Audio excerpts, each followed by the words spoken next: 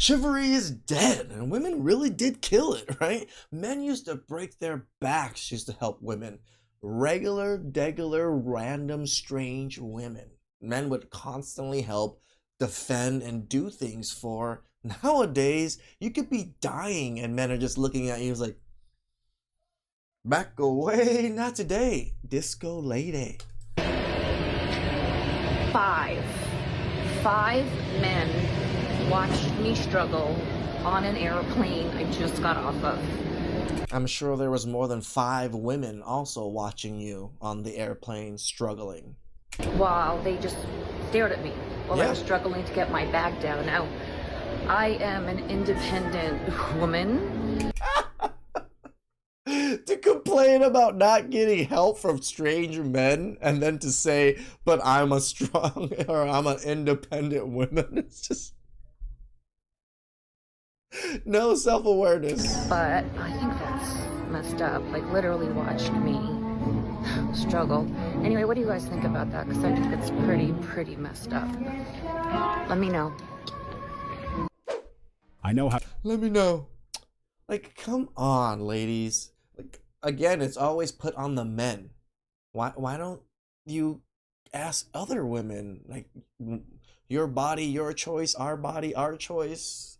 You're strong as men, strong and independent, but always dogging men for not helping, huh? We need to start dogging women for not helping. Freaking losers. How you feel. I had 5 women stare at me trying to make a sandwich. Apparently not so independent. Check your bag if you can't manage it. Exactly. Men are now afraid to help out of fear an independent woman will get triggered. I don't think you're supposed to touch other people's luggage. True. Why do you feel like other people, specifically men, have a duty to serve you? I guess she just learned she has to pick a side, because you can't call yourself an independent woman who doesn't need a man and then complain when guys mind their own business. You can't pick and choose when to be strong and independent. By now, most of us have seen similar videos on social media, and it's hard to understand why an able adult would have this level of expectation from another stranger. Because they were babies their whole life. Look at her. She's like 50 or 60, still expecting people to do things for her. Why would anyone immediately step in to help if she didn't say anything? If she was truly struggling, she could have gotten the help she needed by simply asking. True. I think most men are very receptive if you asked for help. The reality is that most of us don't mind helping those who genuinely need it. Nope. And it would likely have been a completely different situation if she had said something. So hopefully she takes something from this experience and speaks up next time she needs help. I highly doubt it. If she's got this. She can do anything a man can do. What? What's that? Screw it. How was the 2 things in the one board held together and then all of a sudden just split apart? I don't need a man. What I really need is a paramedic. Definitely need that. She put way too much confidence behind that. I honestly struggled to understand what her plan was, because based on the setup, none of it seems safe or stable. I don't know why, but it feels like these days, many women think they can do anything. Yet from what we've seen so far, it clearly doesn't end well for most of them, just like what she experienced. She should either leave that task to those who actually know what they're doing or have her man handle it, so she doesn't end up going through situations like that. And to be honest, she was lucky it gave out so quickly, because it could have been much worse. Yeah, at a higher height, yeah, would have broke her neck. I don't know if it's just me, but I'm so tired of having to pay my own bills with my own money. I now see why some people get married and just stay, because that 2-income household, baby, I see what y'all doing. I see how it works in y'all favor. All it is money. All they see is money. That's how money works. Like, no, I don't want to get in a relationship or marriage because I want wonderful kids and a wonderful family and build a legacy. No, I just need my bills to help get them taken care of because I'm a broke, dusty, musty, crusty. Because right now life is real ghetto. Life is very ghetto. The fact that I'm working and then I have to take that money to pay bills on my own. Like, some days it just hits harder. Some days I don't care. Today I'm just like, damn. Marriage, having a partner right now sounds pretty good to go 50-50 with. I'd be open to Now they're begging for 50-50, boys. Begging. that right now.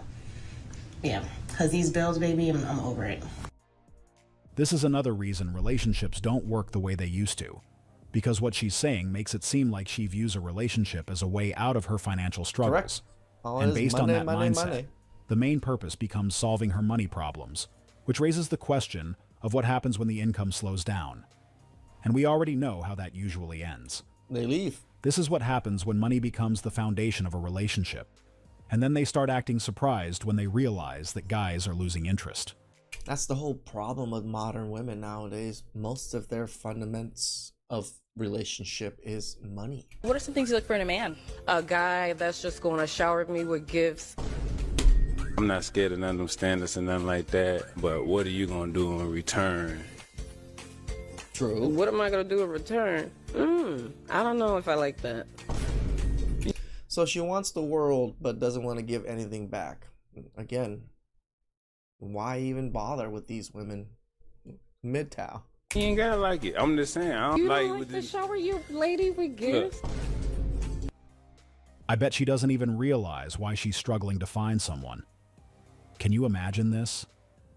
She created the perfect scenario where she would be showered with attention by the person she's with. Yet she never planned to reciprocate that same energy. And this is exactly why the dating scene keeps getting more challenging.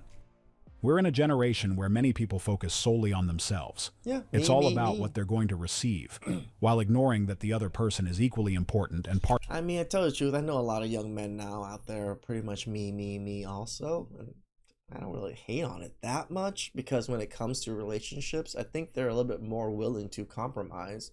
But when it comes to their own lives now, they are a little bit more selfish, which is a good thing. Part of the relationship, so their wants and needs should also be taken into account.